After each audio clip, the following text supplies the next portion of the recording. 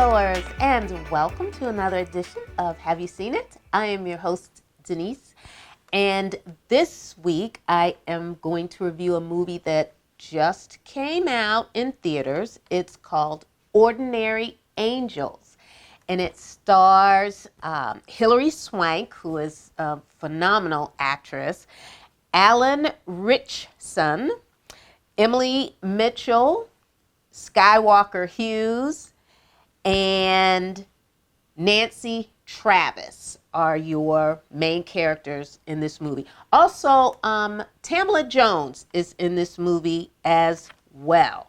All right, so this movie takes place in Kentucky. It is inspired by a true story. It's about a hairdresser who single-handedly rallies an entire community to help a widowed father save the life of his daughter, who's very ill.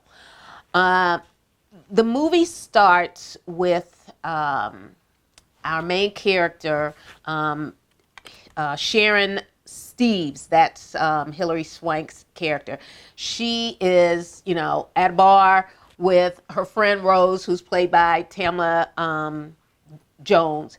And so, she's hooping it up and drinking it up and having a good old time and gets plastered. And so much so that her friend has taken her the next day and kind of sort of dropped her off at an AA meeting, because apparently this type of behavior is not uncommon. The best friend has seen it over and over again, and she's kind of, tired of it. And so that's why she says, enough is enough. You really need to seek some help. And so after our main character kind of gets herself together, her hangover, situation, she is in a store, like a little 7-Eleven type store, and she's buying some more spirits, and she notices a newspaper article that is describing this young child who is very, very ill and in need of a transplant. She's in need of a transplant, and it's very critical. And if you back up just a bit, her mother has just passed away from an illness, okay? And so the funeral takes place, and our main character, after reading the story, she's kind of like, kind of feeling some sort of way about it. And she shows up at the funeral and kind of introduces herself to the dad and, his children. He's got 2 daughters, and the youngest is the one who's sick. And so she just kind of chit-chats and says that I'm just, a stranger who heard about, your situation, and I just wanted to, offer my condolences. So you figure, kind of weird, but I appreciate your concern and your sympathy.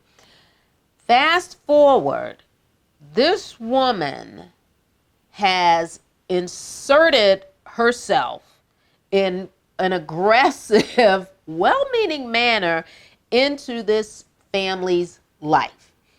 She is so, taken by the whole situation of the mother passing away, and you've got this widower, and now he's got this very, very sick child. He's got bills mounting up, unpaid bills, hospital bills, prescription drug bills that he is really in over his head. And in dealing with his child, he's got these money issues. So this woman, again, has decided, I'm going to help you. And he's like, well, you don't really know me. I think I'll be all right. She says, no, I'm going to help you. And help him she does. She opens up her hair salon offering services where the community can come and get, like free haircuts or haircuts at a very, very reduced price, and just put a little donation money in the jar for this young girl. We want to raise money. And so she raises money that helps the dad in a very small way. We've raised several $1,000s. Here, this is for you. Take care of bills that accumulate, that add up to this amount. And, the dad accepts the money kind of reluctantly and thinks at some point she'll go away. But she just keeps pushing and pushing and pushing and pushing. She is a nice woman, again, well-meaning, but the way that she comes across, and just every time the dad turns around, there she is with a plan. He turns around this way, there she is with a scheme, and to the point that she kind of becomes kind of like an extended family member, like an auntie type of thing, and doesn't mind doing all of this. So fast forward, you think, what's your real motivation? And her motivation is she wants to do good for somebody else because, her life growing up was a bit of a mess. She's got an estranged son who won't take her phone calls, doesn't want to talk to her, so she's got her own issues, and it's as if she's trying to fill that void, that all the things that she was missing as a mother, I want to give back to this family. So that's the story. If I didn't know it was a true story, I would think, come on, who does this? What type of, what type of very, very nice person does this, turns their entire life upside down and inside out to help a stranger in this way, and doing it and asking for nothing in return.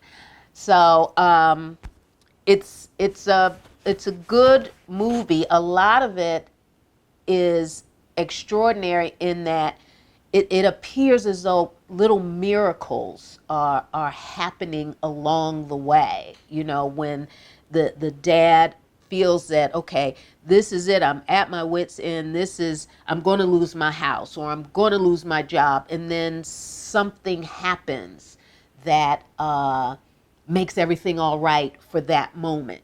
So, he's a church-going man, but at some point he is questioning, why us? Why my little girl? And so forth. So the climactic ending is quite, I'll say, a community effort. So I'm going to leave it there with that, and go and see this movie for yourself. I think you'll enjoy it. It's about 2 hours long, and stay for the credits. You want to read how this family moved on with the help of this woman. So there you have it. Ordinary Angels, starring Hilary Swank, in movies, theaters now. All right, so I'm going to jump into my Nailed It for this week. And my Nailed It comes from one of my favorite movies. If it comes on TV, I kind of watch it as background noise. But this movie, Wyatt Earp, Kevin Costner, Mayor Winningham, the scene where, Wyatt and, his little love bug, his common law wife, they, have a little tryst. And as usual, he puts money on the dresser for her. And this particular scene, she's like, oh, no. Don't leave money like that. And he's like, but, I just want to take care of you. She says, oh, no. I don't want your money in that way. If you want to take care of me, take care of me, but don't leave me money. And he was like, oh, damn. Okay, so I think she's put a little spin on this relationship.